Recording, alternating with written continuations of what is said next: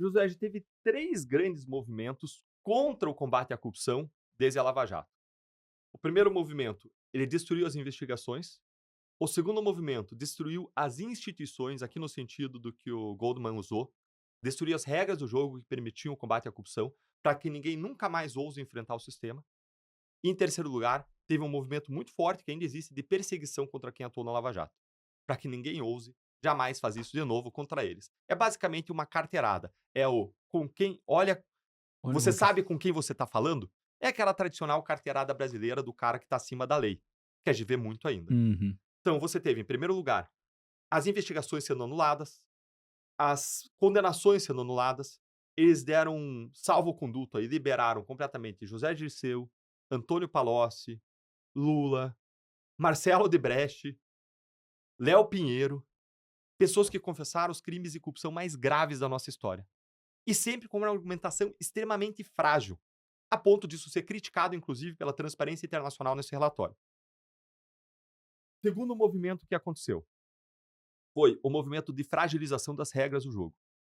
Eles passaram a aparelhar o CNMP, Conselho Nacional do Ministério Público, e o CNJ com políticos para punir procuradores e juízes, fragilizaram a instituição, o órgão, a ponto de, hoje, quando você tem aniversário da Lava Jato, nenhum juiz e procurador dá entrevista, porque não quer botar a cabeça para fora que sabe que vai ser punido. Você criou um ambiente institucional de combate à corrupção muito ruim.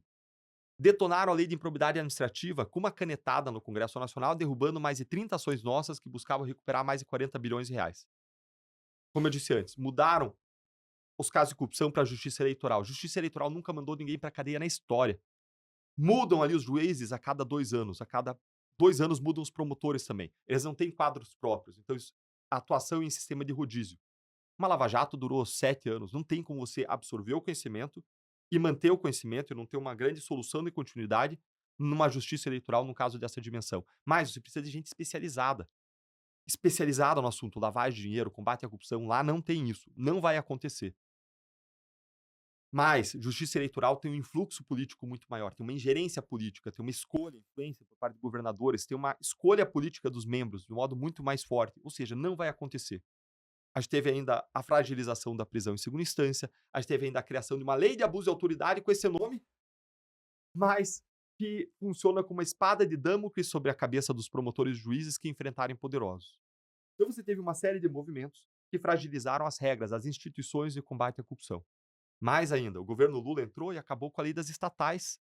A lei das estatais impedia a nomeação para cargos em estatais de pessoas que fizessem parte dos quadros partidários, que fossem apaniguados políticos. Impedia a nomeação, que estatais virasse basicamente um cabide de empregos de companheiros, de pessoas que não têm competências, habilidades ou conhecimento para gerenciar uma empresa como a estatal. Então eles fragilizaram isso, e aí, por fim, você teve um revide, uma vingança. Se você olhar o que aconteceu com os atores da Lava Jato. Marcelo Bretas está afastado. Até hoje. Qual é o crime que o Marcelo Bretas cometeu? Não sei. Anos afastado, com o salário sendo pago. Por que isso? A gente não tem uma informação de uma irregularidade que ele tenha cometido. Tá, discutível, foi com o Witzel lá numa inauguração, quando era juiz. Cara, assim, tá bom, quer punir ele? Pune com uma advertência, é o que a lei vai prever, mas nunca para você afastar o cara por 2 anos. Você teve o procurador coordenador da Lava Jato do Rio de Janeiro punido com uma demissão convertida em suspensão. Você teve os desembargadores da Lava Jato do Paraná e juízes da Lava Jato afastados. Você tem o Moro, ridículo, respondendo por uma piadinha de festa junina no Supremo Tribunal Federal. Eu fui cassado, mesmo sem ter um processo administrativo disciplinar contra mim, que era a causa de cassação, mas eu não tinha. E aí eles fizeram alguma reclamação com o Deltan, no futuro poderia se converter num processo disciplinar que poderia ser aplicada a pena de demissão. E ele, antecipando tudo isso, com uma bola de cristal, antecipou tudo e saiu do cargo. Ridículo, totalmente forçado. Os 4 grandes jornais do Brasil criticaram essa decisão do TSE.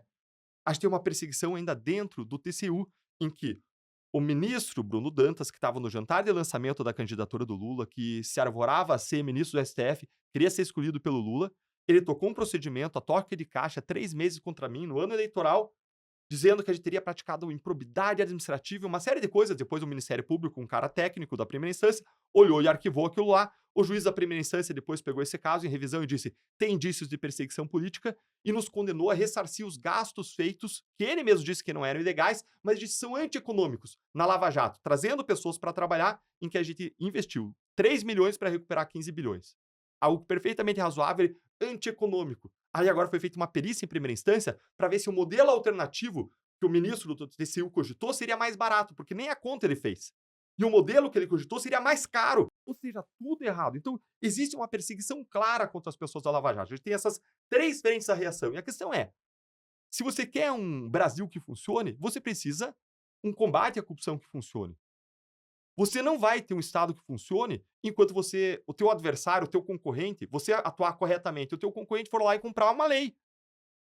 Enquanto o corredor que chega na frente, na corrida do mercado, é o corredor que paga a propina. Paga para largar na frente. Paga para conseguir juros subsidiados no BNDES, com esse juro de 14,5%, meu amigo.